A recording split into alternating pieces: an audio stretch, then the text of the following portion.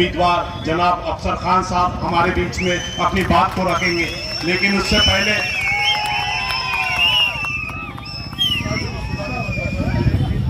इससे पहले नारेगांव के एक बुजुर्ग साथी ने हमारे पास में एक वीडियो दिया, जिन्होंने हमारे बीच में इम्तियाज जलील साहब की, जिसमें उन्होंने औरंगजेब रहमतुल्लाह अलैह की बेहुरमती की थी। औरंगजेबशी जोडणार मी स्पष्टपणे सांगतो, खैरे साहेब तुम्ही हे बोलताना माझं उत्तर तुम्ही ऐकून घ्या. माझा औरंगजेबशी काही संबंध नाही. रजाकार होते, गेले, मेले, संपले. माझा काही त्यांच्याशी संबंधित नाही. निजामाशी माझे काय देणं घेणं आहे. तर हे कुणाचं नाही, अस्सल महाराष्ट्रीयन. मी अस्सल महाराष्ट्रीयन आहे. छत्रपती शिवाजी महाराजांचा मावळा आहे मी. बाबासाहेब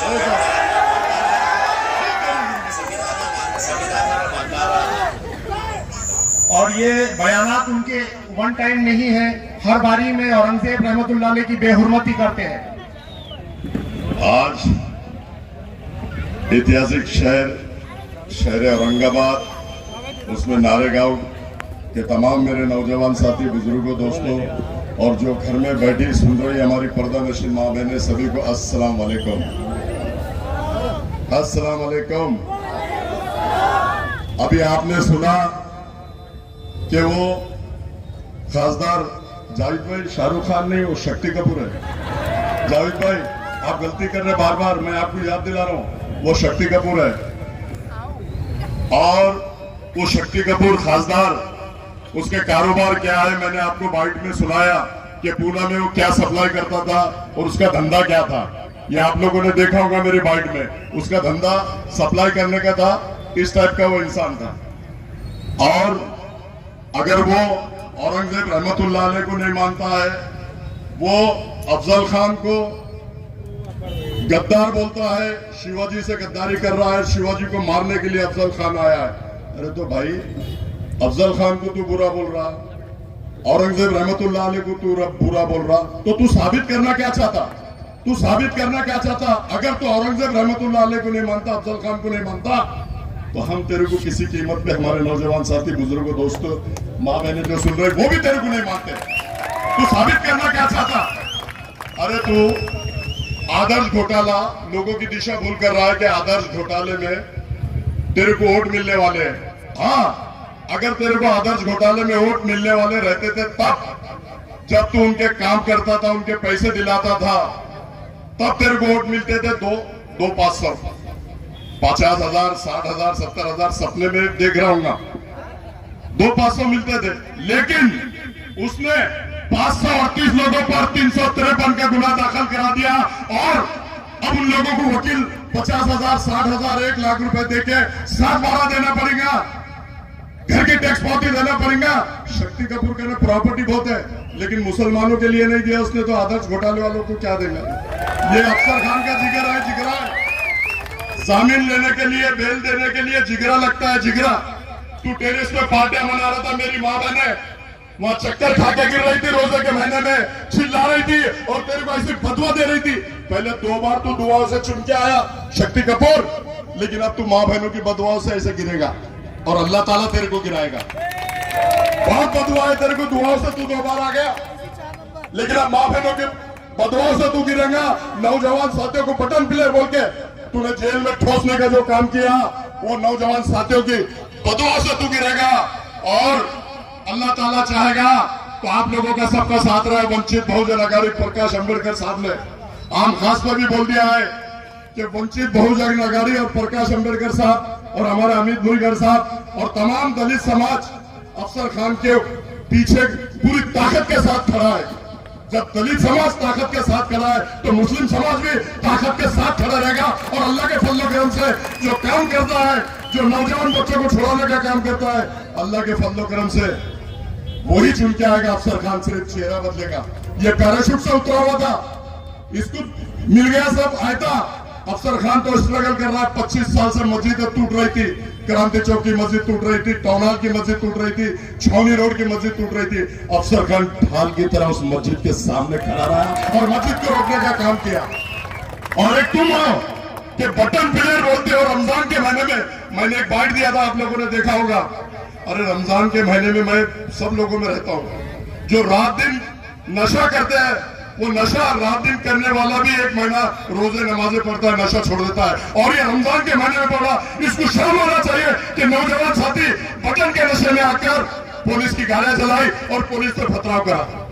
अरे तू रमजान के महीने में हमारे नौजवान साथियों को और मत बदनाम कर रहा है। और जो 40 लोग आए थे वो कहा है, एफआईआर चिल्ला चिल्ला कर बोल रही है कि ये झगड़ा हिंदू और मुसलमान का है। हमारे मुनीर भाई गेट के अंदर है, आज भी उनकी वीडियो है, सीसीटीवी में कैद है। उनको नंबर 1 का आरोपी बना दिया तूने। अरे हिजड़े, अगर तू खासदार है तो तू बोल दे दोनों गेट के अंदर है, उनको क्यों नंबर 1 का आरोपी बना रहे? और वो शहीद हो गए, और शहीद होने के बाद में 3 घंटे मेडिकल में बैठ के रात में पोस्टमार्टम नहीं होता। क्या मिली भगत थी फडणवीस से और पुलिस से, ये उसको मालूम और अल्लाह को मालूम। उसने 3 घंटे बैठ के पोस्टमार्टम करा और सवेरे सवेरे उन्होंने ले जाके कब्रिस्तान में उनको, और एक नौजवान बच्चा जो था वो भी गोली से मरा था और उसको भी एक्सीडेंट बताया गया। अरे तू इतनी गिरी हुई राजनीति करता, तू है तेरी जिंदगी पे, तू है तेरी जिंदगी पे इतनी गिरी हुई राजनीति करता। तू सबसे मिलके, और पूना में तू दलाली करता, यहां तूने लोकमत को दलाली करा, एनडीटीवी में तूने दलाली करा। तेरी दलाली को लोग माफ नहीं करेंगे। आज मैं आप लोगों से गुजारिश करता हूं, रिक्वेस्ट करता हूं, विनंती करता हूं कि जो 2019 में प्रकाश अंबेडकर साहब ने पाठिंबा दिया था, पाठिंबा देने के बाद में इतने बड़े पैमाने पर 1.5 लाख वोटिंग हमारे अमित भुईगढ़ सब दलित समाज ने दिया था, इसलिए तू सिर्फ 4400 से आया था, सिर्फ 4400 से।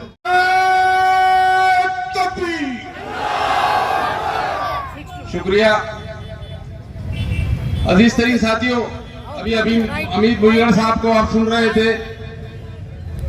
अमित भुईगढ़ साहब ने ये पिछले 19 के इलेक्शन से अभी 24 का जो इलेक्शन आ रहा है, पूरी सच्चाई आपके सामने रख दी। अब ये सच्चाई को लेके आपको गौर फिक्र करना है कि आने वाले वक्त में ये जो 24 को 13 तारीख का इलेक्शन होने वाला है, उसमें हम कैसा जाएंगे।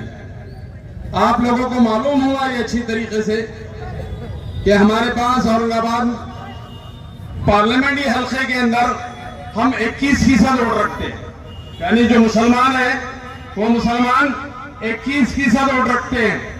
उसके साथ ही इम्तियाज जलील साहब जब चुन के गए थे तो उनको वंचित बहुजन अघाड़ी का सपोर्ट था, और वंचित बहुजन अघाड़ी का वो जो वोट था SC ST ये वो जो वोट था वो 17% वोट था।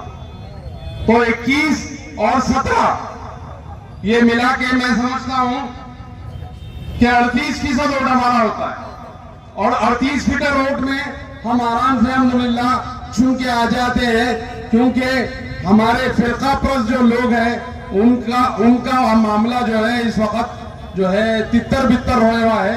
अगर ये समीकरण अगर होता है तो ये समीकरण में हमारी सीट हम आराम से निकाल सकते हैं। ये 19 में हमने देखा है, और आज भले ही शक्ल बदल गई होंगी, पार्टी बदल गई होंगी, अभी किरदार भी बदल गया होगा, लेकिन अगर मुस्लिम क़यादत को आप जिंदा रखना चाहते हैं इस शहर में, तो आपको किरदार की तब्दीली को कबूल करना पड़ेगा। और वो किरदार की तब्दीली अफसर खान की शक्ल में तब्दील हो सकती है, इसमें कोई शक नहीं है।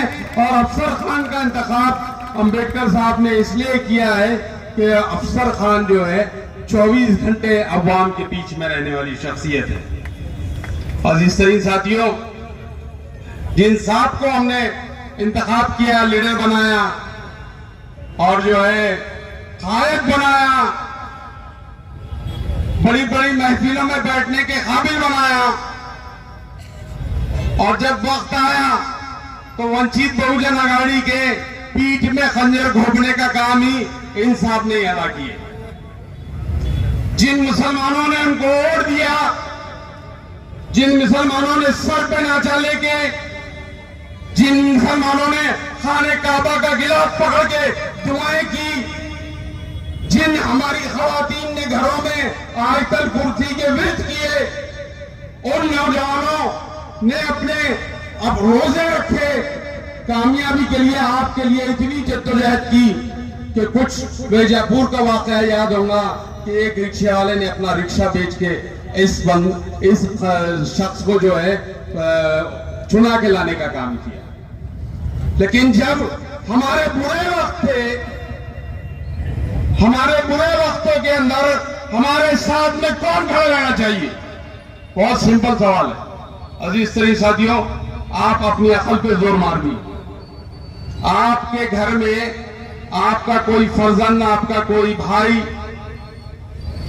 क्या आपका कोई बेटा गलत राह रही इख्तियार कर रहा है, गलत शौक में पड़ गया है, गलत मामलात कर रहा है, तो आप उसको घर में बुला के डांटेंगे, उसको धमकाएंगे, उसको समझाएंगे।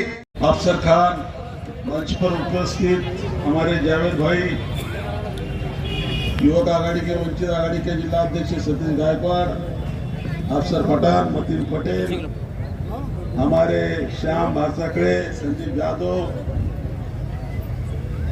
सतीश, सभी यहाँ पर जमे हुए हमारे सभी भाइयों, आप सबको अस्सलाम वालेकुम, जय भीम।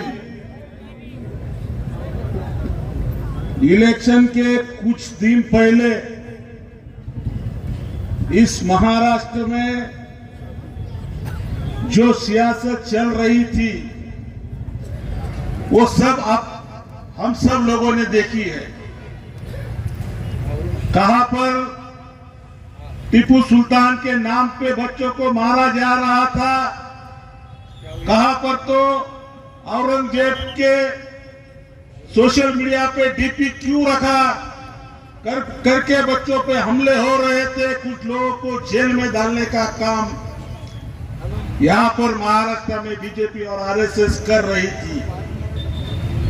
मैं आप लोगों को ये पूछना चाहता हूं, जो लोग आज इलेक्शन में खड़े हुए वो एनडीए है, इंडिया आघाड़ी है, या फिर अभी के अपने माजी खासदार इम्तियाज जलील हो, ये सब लोग उस वक्त कहां पे थे? ये मेरा आपसे सवाल है। जब बच्चों पर हमला हुआ, बच्चों को जेल में डालने का काम अगर यहां पे किया होगा तो सबसे पहले वंचित बहुजन आघाड़ी बाबा साहब अंबेडकर हमारे मुस्लिम भाइयों के साथ में ये महाराष्ट्र में खड़ी हुई है। और ये बच्चों को जेल में डालने के बाद सबसे पहले उनकी जमानत लेने का काम किसने किया? तो हमारे लोकप्रिय उम्मीदवार अफसर भाई ने किया।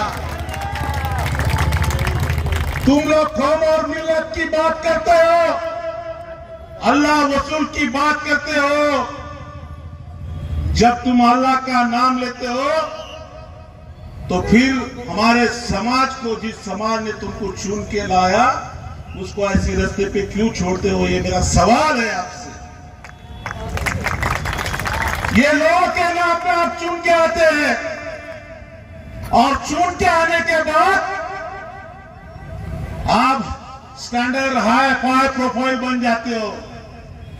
मैं आप सबसे बताना चाहता हूं कि पिछले साल वंचित बहुजन आघाड़ी पूरी ताकत के साथ इम्तियाज जलील के साथ खड़ी थी। मैं भी, बाबा साहब अम्बेडकर भी, और हमारी मेरी मां, मेरी बहन, मेरा भाई, सब लोग पूरी ताकत के साथ इम्तियाज जलील के साथ खड़े थे। मगर इम्तियाज जलील जब उनका पेट भर गया और जब हमारा खाना खाने की बारी, मेरी खाना खाने की बारी आई, तो उन्होंने मेरे खाने में मिट्टी डालने का काम इम्तियाज जलील ने किया। वो खासदार हुए, खासदार होने के बाद जब आमदार हामिद भुजबल बनने को, जब आमदार बनने की मेरी जब बारी आई, तो हमारे पीठ में खंजीर खुपसने का काम इम्तियाज जलील ने किया। और मैं ये सभी भाइयों को बताना चाहता हूं कि उस टाइम श्री वंचित बहुजन आघाड़ी में पाटिंबा में जो सब दलित वंचित बहुजन आघाड़ी के पास है, उस टाइम सिर्फ वंचित बहुजन आघाड़ी का पाठिंबा उनको था, मगर इस टाइम वंचित बहुजन आघाड़ी का उम्मीदवार अफसर भाई यहाँ पर है। मैं आप सबसे यही रिक्वेस्ट करना चाहता हूं मेरे भाइयों कि जो चुन के आने वाला है, जो चुन के आने के जो हमारे पास जो गणित है, उसके साथ आप सब मिलकर पूरी ताकत के साथ यहाँ पर खड़े रहिए। ये आप सबसे विनती करने मैं नारेगांव में आया हूं। इस देश में जो हुकुमशाही बीजेपी आरएसएस चला रही है, जो दादागिरी चला रही है, एनआरसी सीए ला रही है, अगर इस एनआरसी सीए ये हुकुमशाही दादागिरी को अगर कोई रोक सकता है तो डॉक्टर बाबा साहब अम्बेडकर का पोता बाबा साहब अम्बेडकर यहाँ पर रोक सकता है। इसके लिए बाबा साहब अम्बेडकर के हाथ मजबूत आपको करने पड़ेंगे। बाबा साहब के हाथ अगर मजबूत करना है तो अफसर भाई को आपने चुन के लाना है। हमको पता है आरएसएस और बीजेपी को किस तरीके से उनको धोबी पचास देना, ये हम अच्छा जानते हैं।